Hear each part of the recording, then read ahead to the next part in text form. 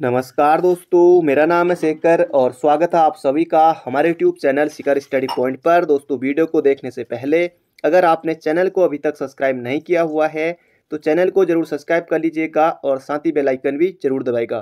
दोस्तों, ये सीरीज़ हमारी हर रोज़ दिन में 2 बजे आ जाती है और बाकी कभी कभी होता है कि यूट्यूब की तरह नोटिफिकेशन नहीं दिया जाता है। तो सीरीज़ दोस्तों आप चैनल पर आकर प्ले स्टोर पर आकर चेक कर लीजिएगा। ये सीरीज़ हमारी हर रोज़ आती है दिन में दोपहर 2 बजे। तो आज इसमें हम बात करने वाले हैं 104 महत्वपूर्ण प्रश्नों की, क्योंकि दोस्तों आज पार्ट 4 है और क्योंकि कल को 5 होगा तो 105, फिर 106, अगले दिन पार्ट 6 में 106। तो इस तरह से हम देखते रहेंगे और प्रैक्टिस के लिए दोस्तों काफ़ी अच्छा है। तो आइए दोस्तों शुरू करते हैं और सबसे पहले वीडियो को एक लाइक ज़रूर कर दीजिए। तो पहला प्रश्न है यहाँ पर, नंदा राजजात यात्रा कितने किलोमीटर की लंबी यात्रा है? तो दोस्तों ये हमने पिछले में भी देखा था और इसका उत्तर हो जाएगा 280 किलोमीटर की। तो ये आपको बिल्कुल याद रखना है चमोली में। और नंदा राजजात यात्रा 12 वर्षों में होती है और 280 किलोमीटर की यात्रा है। तो ये आपको बिल्कुल याद रखना है। अगला क्वेश्चन है दोस्तों, वारुणी यात्रा का आयोजन कहाँ किया जाता है? उत्तरकाशी, टिहरी, पौड़ी, अल्मोड़ा। तो इनमें से आपको बताना है। तो वारुणी दोस्तों वरुणावत पर्वत आपने सुना होगा, उत्तरकाशी में है। और वारुणी यात्रा जो इसका आयोजन होता है ये भी उत्तरकाशी में होता है, वारुणी पंचकोशी यात्रा। और दोस्तों चैत में, जो चैत मास है उसमें ये होती है। और जो भागीरथी नदी है, भागीरथी वरुणा के संगम से ये शुरू होती है और वर्णावत पर्वत पर जाती है, मतलब वहाँ तक। अगला क्वेश्चन है, पिथौरागढ़ के कुमाऊं क्षेत्र में कौन सी यात्रा आयोजित होती है? पिथौरागढ़ के कुमाऊं क्षेत्र में। अभी नंदा राजा तो हमने देख लिया, होगी नहीं। वारुणी यात्रा ये वही है उत्तरकाशी, नंदा देवी चमोली। तो ये हो जाएगा हिल यात्रा। तो ऑप्शन नंबर सी हो जाएगा इसका बिल्कुल सही उत्तर। हिल यात्रा उत्सव दोस्तों पिथौरागढ़ में होता है और कृषकों का ये उत्सव है, धान रोपाई से संबंधित है और इसमें हिरण चित्तल नृत्य भी होता है। अगला प्रश्न है, उदय शंकर नृत्य एवं नाट्य अकादमी की स्थापना किस वर्ष की गई? तो दोस्तों ये भी महत्वपूर्ण प्रश्न है, एग्जाम में देखने को मिलेगा आपको। उदय शंकर नृत्य एवं नाट्य अकादमी 2004, 2003, 2001 या फिर 2002। तो इसका क्षेत्र हो जाएगा दोस्तों 2003 में उदय शंकर नृत्य एवं नाट्य अकादमी। तो ये आपको बिल्कुल याद रखना है, अल्मोड़ा में स्थित है। तो बढ़ते हैं अगले प्रश्न की तरफ। अगला प्रश्न है, उत्तराखंड की सबसे प्राचीन जनजाति कौन सी है? दोस्तों फॉरेस्ट गार्ड बना था, लोहार, किरात, खस या फिर कोल। तो इसका क्षेत्र हो जाएगा कोल, ऑप्शन नंबर डी। और आपको भी आंसर देते जाना है। अगला है, उत्तराखंड का सबसे बड़ा जनजातीय समुदाय है? भूटिया, थारू, जौनसारी, बोक्सा। तो इसका क्षेत्र हो जाएगा दोस्तों थारू। सबसे बड़ा मतलब कि कहने का अर्थ है कि जनसंख्या भी इन्हीं की है। तो जौनसारी, भूटिया ये सब। अगला, घर के आगे मंदिर किस जाति की प्रमुख विशेषता है? तो घर के आगे मंदिर भूटिया, बोक्सा, जौनसारी, थारू। तो थारू के दोस्तों घर के आगे मंदिर इनकी प्रमुख विशेषता है। अगला, बैठाण विभाग किस में प्रचलित है? तो एग्जाम में आ सकता है, महत्वपूर्ण प्रश्न है। बैठाण विभाग तो ये भी है दोस्तों थारू में। तो बैठाण विभाग थारू में है, तो याद रखिएगा। अगला प्रश्न है, मात्र सत्तात्मक प्रथा किस में प्रचलित है? तो ये भी एग्जाम में आता है। बाकी दोस्तों जनजाति भी महत्वपूर्ण है, किसी न किसी एग्जाम में जरूर देखने को मिलता है, हर एग्जाम में एक आध प्रश्न। बोक्सा, जौनसारी, भूटिया या फिर थारू। तो मात्र सत्तात्मक भी थारू में ही है, तो ये आपको बिल्कुल याद रखना है। अगला प्रश्न है, बागनाथ, चुरमुल, मल्लेनाथ। तो ये सिर्फ बागनाथ है। तो बागनाथ आप सभी को पता है बागेश्वर में। और जनजाति समूह का प्रमुख देवता है तो दोस्तों ये हैं कौन? भूटिया, बोक्सा, थारू नहीं है, राजियों की। तो ऑप्शन नंबर बी हो जाएगा इसका बिल्कुल सही उत्तर, राजी को।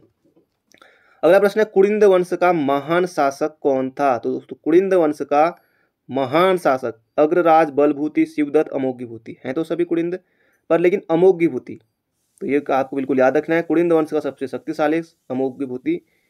अमोघीभूति ने अपनी मुद्राएं भी चलाई थी और उस पर लिखा था राग कुड़िंदस अमोघीभूतिस महरजस। अगला प्रश्न है, फूलदेई संग्रात किस दिवस के रूप में मनाया जाता है? राज्य दिवस तो होता है कब? मतलब कि राज्य दिवस 9 नवंबर को होगा। खेल दिवस तो होगा नहीं। इसका क्षेत्र हो जाएगा पुष्प दिवस। तो ये हो जाएगा फूलदेई संग्रात। तो फूल पुष्प तो ऑप्शन नंबर सी हो जाएगा, आसानी से आप कर सकते हैं। अगला प्रश्न है, ऑन कुमाऊं एंड बुक किसकी है? रिपोर्ट एंड कुमाऊं थोड़ा गायब हुआ है, तो ये हो जाएगा डब्ल्यू फ्रेजर की। तो डब्ल्यू फ्रेजर की है रिपोर्ट ऑन कुमाऊं। अगला प्रश्न है, ये कथन है, मेरी गंगा होली तम मैमू ओली। यह उक्ति किस राजा ने कहा था, ये यहाँ पर पूछा गया है। पृथ्वीपति शाह, मेदिनी शाह, फतेह शाह या फिर सुदर्शन शाह। तो पृथ्वीपति शाह के पुत्र मेदिनी शाह ने ये कहा था, तो इसका उत्तर होगा ऑप्शन नंबर सी। अगला पहला खैराती दवाखाना छापाखाना कहाँ खोला गया था। अब दोस्तों ये प्रताप शाह के समय खोला गया था, बाकी श्रीनगर, पौड़ी, देहरादून आप कर नहीं सकते, तो प्रताप शाह कहाँ, टिहरी में। तो ऑप्शन नंबर सी हो जाएगा इसका भी सटीक उत्तर। अगला उत्तराखंड में पहली कैशलेस नगर पालिका बनी है, तो कौन बनी है कैशलेस नगर पालिका। तो ये यहाँ पर रुड़की, हरिद्वार या फिर ऋषिकेश, तो हल्द्वानी, तो इनमें से उत्तर हो जाएगा इसका हमारा ऋषिकेश। तो याद रखना ये महत्वपूर्ण प्रश्न है, कैशलेस नगर पालिका एग्जाम में आ सकता है। अगला प्रश्न है उत्तराखंड का कितने प्रतिशत भूभाग पहाड़ी है। दोस्तों ये भी एग्जाम में पूछा गया था, सभी के सभी प्रश्न महत्वपूर्ण है। तो कितना प्रतिशत भाग दोस्तों पहाड़ी है, तो ये हो जाएगा यहाँ पर परीक्षा वाणी बुक में आसानी से मिल जाएगा 86.07% भाग जो है पहाड़ी है। बाकी फिर बचा 100 में से आप घटा लेंगे तो 13.93%, मतलब 93, और ये हो जाएगा हमारा मैदानी। तो याद रखना आपको कितना प्रतिशत भाग, जो वीडियो का पेपर हुआ था 2016 में, उस समय भी आया होता है प्रश्न, तो उसका उत्तर हो जाएगा ऑप्शन नंबर सी 86.07। अगला प्रश्न है किस प्रागैतिहासिक स्थल से 5.2 किलोग्राम का सोने का मुखौटा मिला है। मलारी गांव चमोली, हुडली या बनकोट क्षेत्र पिथौरागढ़। हुडली उत्तरकाशी में है। हुडली से प्राप्त जो शिलालेख है उसमें नीले रंग का प्रयोग किया गया है, पर इसका सही उत्तर हो जाएगा मलारी गांव चमोली से। तो ऑप्शन नंबर ए हो जाएगा इसका बिल्कुल सही उत्तर।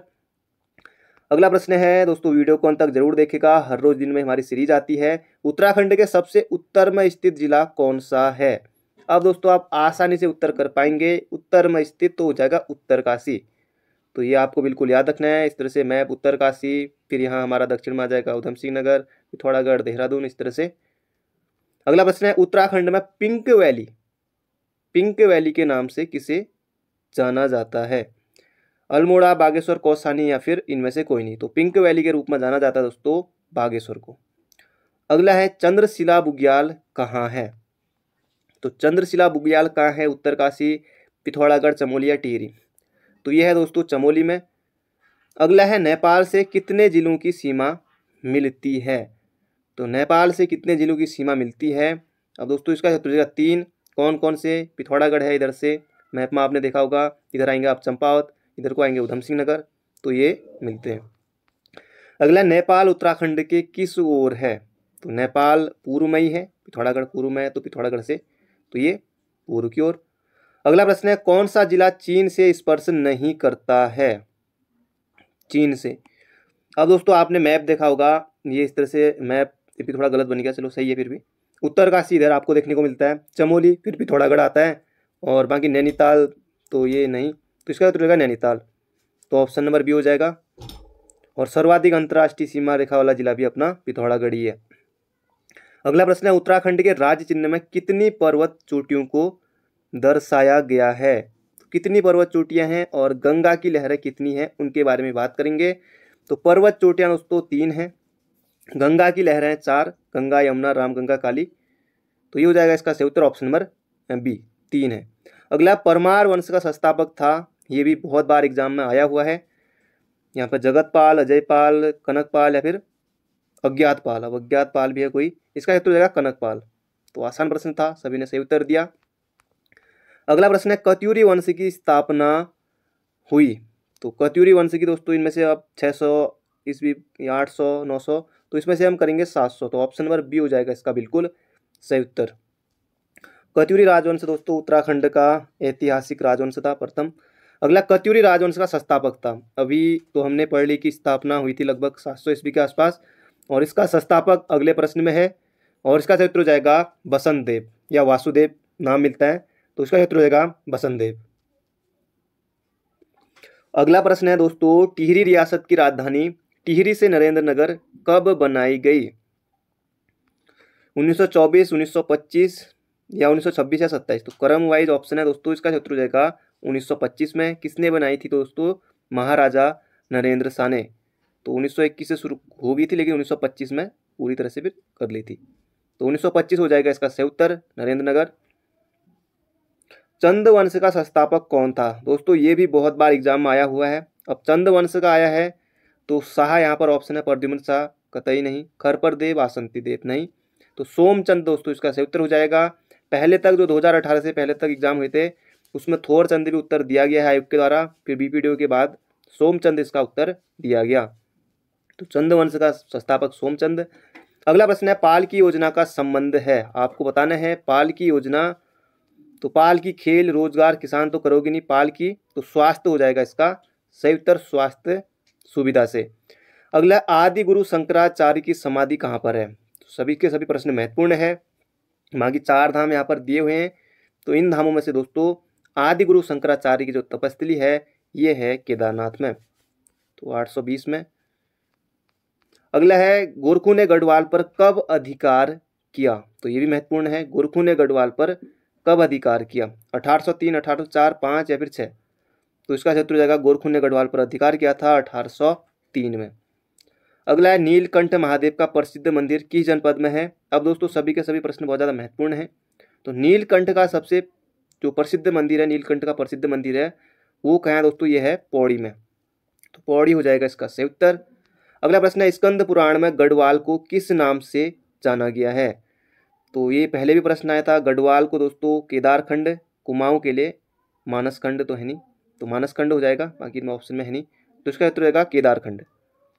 अगला प्रश्न है, ये प्रश्न भी दोस्तों महत्वपूर्ण है, उत्तराखंड का प्रथम उल्लेख किस धार्मिक ग्रंथ में आया है? तो महत्वपूर्ण प्रश्न है, 4 वेद दिए हुए हैं, जो 4 वेद है ऋग्वेद, यजुर्वेद, अथर्ववेद, सामवेद, तो इसका उत्तर हो जाएगा ऋग्वेद में। अगला प्रश्न है भगवान राम ने अंतिम समय में तपस्या किस स्थान पर तपस्या की थी? अलकापुरी, देवप्रयाग, बद्रीनाथ या फिर ज्योतिषपुर? तो भगवान राम ने दोस्तों तपस्या की थी, ऑप्शन नंबर सी हो जाएगा देवप्रयाग में। और देवप्रयाग जो रघुनाथ मंदिर है द्रविड़ शैली में बना हुआ है, और लक्ष्मण ने की थी तपोवन में। और रावण की तपस्थली जो एग्जाम में आया हुआ था फॉरेस्ट गार्ड के, वो बैरासकुंड चमोली में, तो रावण ने वहाँ तपस्या की थी, तो इनसे भी प्रश्न आता ही है। अगला प्रश्न है गढ़वाल का महर्षि कहा जाता है? गुमानी पंत, यशोधर मठपाल, भक्त दर्शन या फिर तारादत्त गैरोला? तो इसका उत्तर हो जाएगा दोस्तों तारादत्त गैरोला को कहा जाता है गढ़वाल का महर्षि। अगला प्रश्न है चंद्र सिंह गढ़वाली को अमरता प्रदान करने वाला पेशावर कांड कब हुआ? तो कुल मिला के यहाँ पर पूछा है पेशावर कांड कब हुआ था, और दोस्तों बहुत बार एग्जाम में पूछा गया है, सीधे सीधे डेट आपको एग्जाम में देखने को मिलेगी, तो याद रखिएगा 23 अप्रैल 1930 को पेशावर कांड इसके बारे में जरूर से याद कर लीजिएगा, सीधे सीधे ये देखने को मिलेगा आपको 23 अप्रैल 1930 को। और फिर बाकी इससे ही प्रभावित होकर फिर मोतीलाल नेहरू ने गढ़वाल दिवस मनाने की भी बात कही थी। अगला प्रश्न है यहाँ पर कुमाऊं परिषद का कांग्रेस में विलय कब हुआ? तो दोस्तों ये कुमाऊं परिषद भी चाहे यूके SSC पेपर कराए या यूके PSC, तो हर किसी के लिए ये महत्वपूर्ण है। तो कुमाऊं परिषद का कांग्रेस में विलय तो 1926 में, गठन हुआ था 30 सितंबर 1916 को। बाकी जो 6 अधिवेशन है उनके बारे में कभी अलग से बात करेंगे, तो इसका उत्तर रहेगा 1926 में। अगला कवि भरत को ज्योतिक राय की उपाधि किसने दी? तो महत्वपूर्ण प्रश्न है, जहांगीर ने, अकबर ने, शाहजहां ने, औरंगजेब ने। तो जहांगीर ने दी थी दोस्तों ज्योतिक राय की, बाकी ज्योतिक राय जो से जो याद रख लीजिएगा तो वैसे भी आप टिक कर पाएंगे, तो ज्योतिक राय की उपाधि जहांगीर ने दी थी, महत्वपूर्ण प्रश्न है। अगला प्रश्न है दोस्तों ये भी उत्तराखंड का बारदोली किस स्थान को कहा गया है? उससे उत्तराखंड हो गया, फिर अब चलो उत्तराखंड, फिर यहाँ पर सालम, कतियूर घाटी, देघाट, तो फिर यहाँ पर सल्ट कर लेते हैं, कुमाऊं का बारदोली कहा जाता है हमारा, पर उत्तराखंड का भी प्रश्न में इस तरह से पूछा गया है, तो कुमाऊं का बारदोली सल्ट हो जाएगा। गढ़वाल का बारदोली पिछली बार वीपीडीओ में बना था प्रश्न, तो गुजुड़ हो जाएगा इसका उत्तर गढ़वाल का, और बाकी यहाँ पर है सल्ट। अगला दोस्तों ये भी एग्जाम में पूछा गया था, अल्मोड़ा में होम रूल लीग की स्थापना कब हुई थी? तो ये आपको यहाँ पर बताना है 1914 या 1916। अब भारत में दोस्तों बात करें, तिलक और एनी बेसेंट, पहले तिलक की अप्रैल में 1916, फिर एनी बेसेंट की सितंबर 1916 में, और उससे पहले दोस्तों अल्मोड़ा वाली, ये 1914 ही उत्तर दिया गया था आयोग के द्वारा, पहले भी पूछा जा चुका है 2-3 बार, और अल्मोड़ा में होम रूल लीग 1914 में। अगला प्रश्न है कुंती वर्मा को जिंदा या मुर्दा पकड़ने का आदेश कब जारी हुआ? तो ये भी महत्वपूर्ण है, कुंती वर्मा को 1931, 32, 33 या 34, तो इसका उत्तर होगा 1932 में। तो कुंती वर्मा को अगला प्रश्न है श्रीदेव सुमन कब शहीद हुए? तो इनमें से आपको बताना है दोस्तों। बाकी 1944 ये ऑप्शन है। और परसों जब शाम वाली जो 30 क्वेश्चन वाली सीरीज आई थी उसमें मैंने इसमें गलत बता दिया था।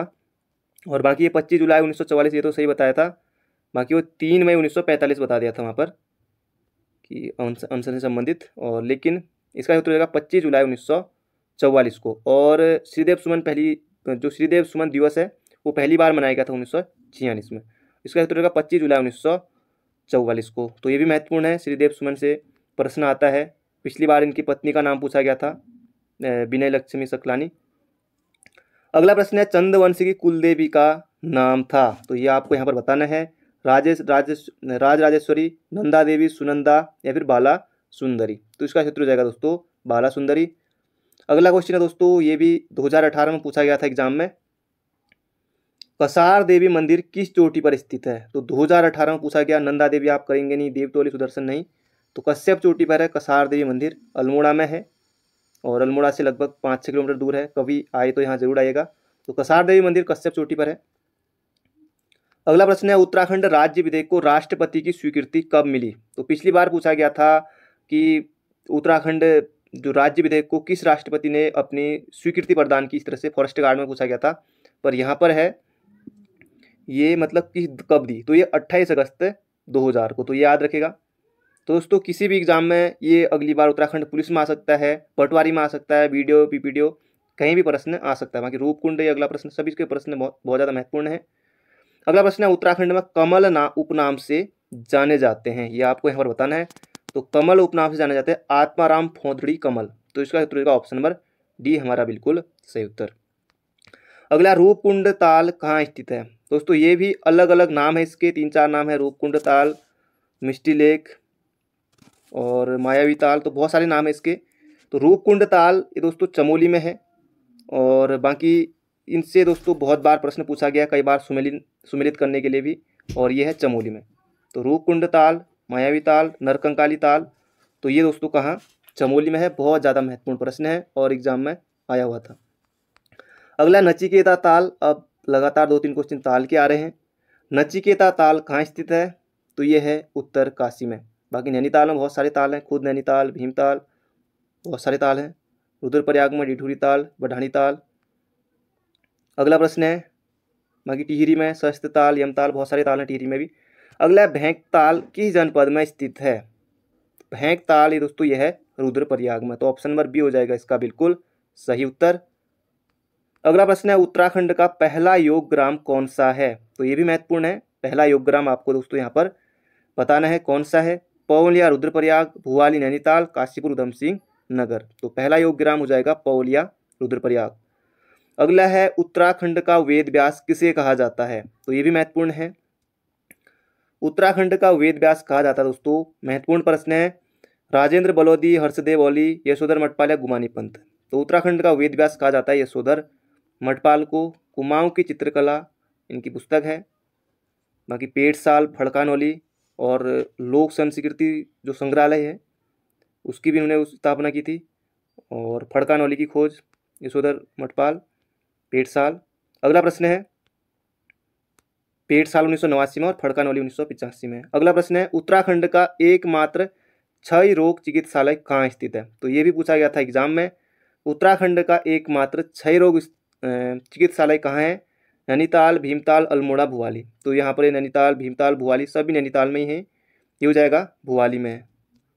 अगला है उत्तराखंड में सबसे पुरानी नगर पालिका कौन सी है? तो ये भी महत्वपूर्ण है और चैट बॉक्स में बताएगा कि मसूरी नगर पालिका की स्थापना कब हुई थी। तो ऑप्शन नंबर बी हो जाएगा इसका बिल्कुल सही उत्तर। अगला प्रश्न है उत्तराखंड की पूर्व से पश्चिम की लंबाई कितनी है? तो पूर्व से पश्चिम दोस्तों ये हो जाएगा 358 किलोमीटर और बाकी उत्तर से दक्षिण 320 किलोमीटर।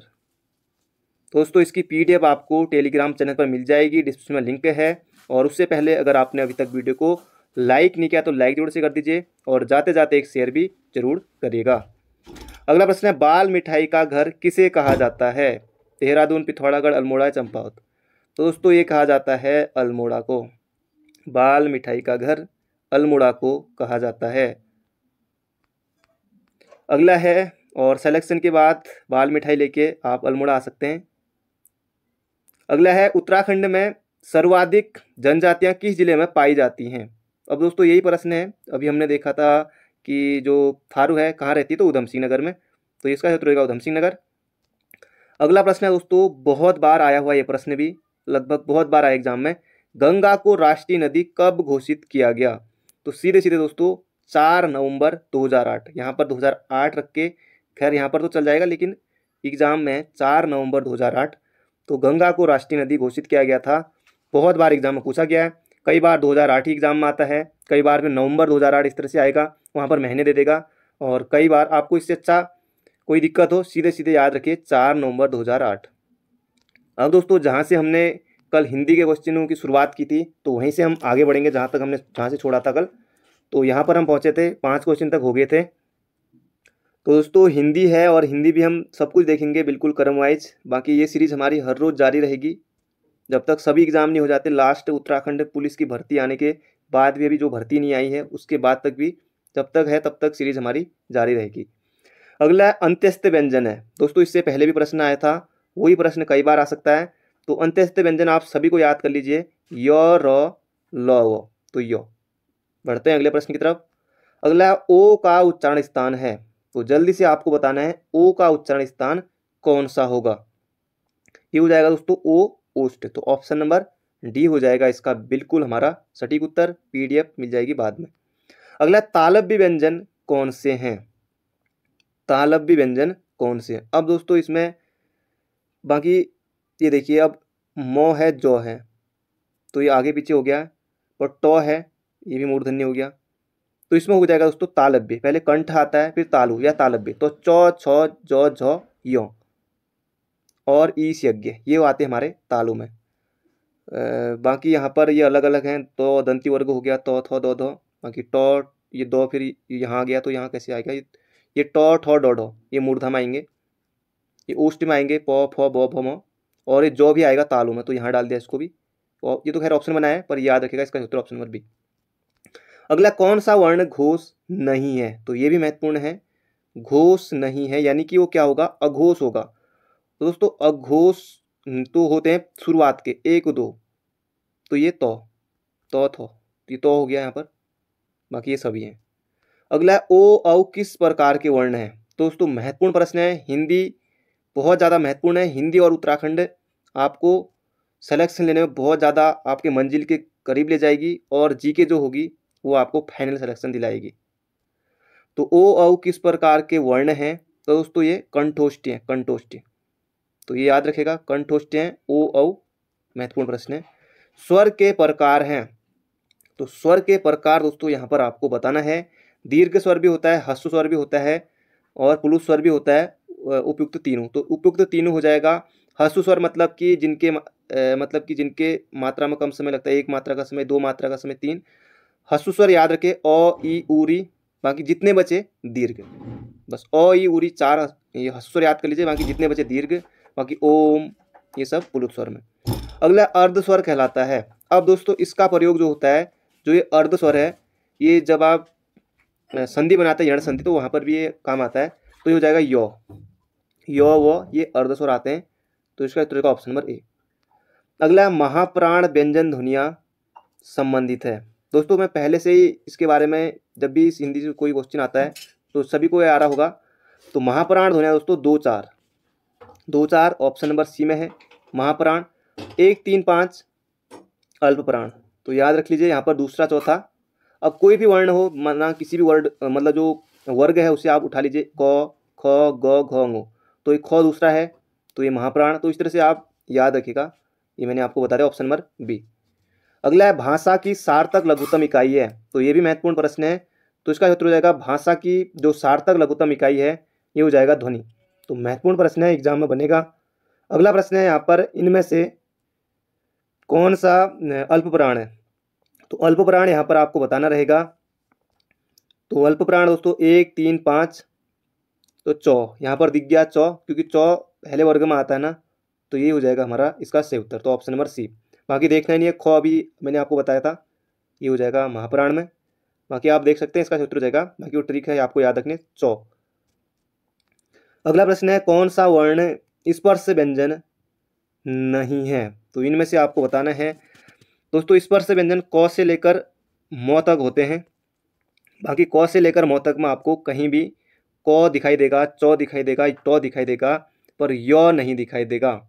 यो आएगा अंत्यस्थ व्यंजन में। अगला प्रश्न है कंठी ध्वनियाँ कौन सी हैं। तो अब आपको बताना है यहाँ पर कंठी ध्वनियाँ कौन सी हैं। तो कंठी दोस्तों क वर्ग है, तो ये आपको बिल्कुल याद रखना है। तालु, अंत्यस्थ व्यंजन, ट, ठ ये सब मूर्धा में। अगला है सौ ध्वनि है। सिर्फ दोस्तों कोई एक उठा के यहाँ पर पूछ लिया गया है और महत्वपूर्ण प्रश्न है, एग्जाम में गलती होगी। तो दोस्तों ये सौ ध्वनि आपको बतानी है, तो ये हो जाएगी तालव्य। बाकी इस तरह से याद रखें ईश यज्ञ, ईश यज्ञ। अब ये बड़ी, ये सौ, ये या ग्यो। अब ये अभिमाना जो ये यो है, अभी मैंने आपको बताया अंत्यस्थ व्यंजन है। बाकी इनमें से पूछ दिया कि ये यो क्या है, तो ईश यज्ञ में आया था, तो ये भी आएगा तालु से। तो कुछ भी आ सकता है दोस्तों एग्जाम में, तो ये हो जाएगा तालव्य, महत्वपूर्ण है। अगला प्रश्न है कौन सा वर्ण ओष्ठी नहीं है। तो अब जल्दी जल्दी चलते हैं, वीडियो बहुत ज़्यादा लंबी हो जाएगी। तो कौन सा वर्ण ओष्ठी नहीं है, तो ये हो जाएगा आ। तो इसका उत्तर होगा ऑप्शन नंबर डी, हमारा बिल्कुल सही उत्तर है। अगला अल्प प्राण दोस्तों 1, 3, 5। अब आपको 1, 3, 5 देखने पड़ेंगे इनमें से। तो क ख आ गया नहीं, च छ जो, झ यो, हाँ ऑप्शन नंबर बी हो जाएगा इसका बिल्कुल सही उत्तर। अगला प्रश्न है वर्ग वर्ण का अर्थ नहीं होता है। तो वर्ण का रंग होता है, जाति होता है, अक्षर होता है, और आकाश नहीं होता। तो ऑप्शन नंबर बी हो जाएगा इसका बिल्कुल सही उत्तर। अगला प्रश्न है दंत्य वर्ण है। तो अब आपको बताना है यहाँ पर कौन सा होगा। तो वर्ग होता है दोस्तों, बाकी इन सब के बारे में हम बात कर चुके हैं। अगला है घ का उच्चारण स्थान है। तो दोस्तों वर्णमाला से आपकी बहुत ज़्यादा प्रैक्टिस हो गई है, बाकी आगे को पढ़ते आने वाले हैं, बाकी बहुत कुछ आने वाला है। तो यहाँ पर आपको बताना घ का उच्चारण स्थान है, तो ये हो जाएगा कंठ। अब सीधे सीधे अब आप समझ गए होंगे। महाप्राण, अब अल्प प्राण आए, महाप्राण आए, आप कभी भी नहीं अटकोगे। तो महाप्राण थ दूसरे नंबर पर आया, सीधे टिक करके आगे बढ़ना। क अल्प प्राण, च अल्प प्राण, कोई भी आपसे पूछे सीधे आप उत्तर आप कर ले जाएंगे। हिंदी शब्दकोश में अंग व अह किस वर्ण के साथ आता है। तो ये भी यहाँ पर पूछा गया है, तो ये आएगा ओके। तो ऑप्शन नंबर बी। दोस्तों वीडियो को अंत तक जरूर देखेगा, और अभी तक आपने लाइक नहीं किया तो लाइक जरूर से कर दीजिए। तो अगला प्रश्न है, अब ज़्यादा नहीं, बस कुछ क्वेश्चन और बच्चे 25-30 लगभग की 25 के आसपास। तो ब्राज़ील के कहुआ बाघ को कहा जाता है। तो ब्राज़ील के कहुआ बाघ को कहा जाता है दोस्तों, ये कॉपी नहीं होगा, ये होगा फैजेंडा। तो ऑप्शन नंबर बी हो जाएगा इसका बिल्कुल सही उत्तर। अगला प्रश्न है जीएसटी लागू करने वाला पहला राज्य है। तो महत्वपूर्ण है, एग्जाम में बनेगा। गुजरात, पंजाब, हरियाणा या फिर असम। तो असम हो जाएगा। और भारत में जीएसटी 1 जुलाई 2017। और उत्तराखंड जीएसटी लागू करने वाला कौन सा राज्य था। जो लोग अभी तक देख रहे हैं इस वीडियो को, तो आप चैट बॉक्स में जरूर बताएगा उत्तराखंड जीएसटी लागू करने वाला कौन सा राज्य था। ऑप्शन है तीसरा, चौथा, पांचवा या फिर छठा। अगला प्रश्न है उत्तरी अमेरिका का शीतोष्ण घास का मैदान है। तो महत्वपूर्ण प्रश्न है दोस्तों, ये हो जाएगा प्रेरीज। तो ऑप्शन नंबर सी। अगला प्रश्न है विश्व का सर्वाधिक व्यस्त जलमार्ग है। सुएज नहर, कील नहर, पनामा नहर या फिर उत्तरी अटलांटिक जलमार्ग। तो इसका क्षेत्र होगा ऑप्शन नंबर डी, उत्तरी अटलांटिक जलमार्ग। अगला प्रश्न है विश्व का सबसे चौड़ा जल डमरू मध्य है। तो ये आपको बताना है, इसका क्षेत्र हो जाएगा डेविस। अगला प्रश्न है भारत में सर्वाधिक नगरीकरण प्रतिशत वृद्धि कब देखी गई।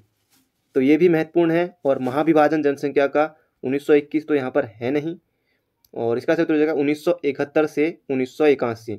भारत में सर्वाधिक नगरीकरण प्रतिशत वृद्धि तो 1971 से 81। अगला निम्नलिखित राज्यों में 3 सर्वाधिक नगरीकृत राज्यों का सही क्रम कौन सा है। तो ये हो जाएगा दोस्तों तमिलनाडु, महाराष्ट्र और गुजरात। तो ऑप्शन नंबर बी। अगला है वह स्थिति, दोस्तों महत्वपूर्ण प्रश्न है, सीधे सीधे याद रखिएगा। वह स्थिति जिसमें वस्तुओं के मूल्य बढ़ते हैं एवं मुद्रा मूल्य गिरता है, वो कहलाती है दोस्तों मुद्रास्फीति। एग्जाम में देखने को मिलेगा, तो मुद्रास्फीति इसका उत्तर है। अगला है भारत विभाजन के बाद संविधान सभा में सदस्यों की कुल संख्या कितनी थी। तो वैसे तो करते हैं हम 389, पर यहाँ पर नहीं करेंगे, ये हो जाएगा हमारा 299। तो 299 करेंगे। अगला प्रश्न है संविधान की पहली बैठक के अध्यक्ष थे। तो उद्घाटन समिति के अध्यक्ष थे। तो कई बार एग्जाम में प्रश्न बना है, चाहे यूकेपीएससी ने एग्जाम कराया हो या यूकेपीएससी ने, यूबीटीआर पहले तो एग्जाम कराता था। तो संविधान सभा की पहली बैठक के अध्यक्ष, इसका सूत्र हो जाएगा डॉक्टर सच्चिदानंद सिन्हा। अगला प्रश्न है, संविधान सभा के स्थायी अध्यक्ष डॉक्टर राजेंद्र प्रसाद को नियुक्त किया गया।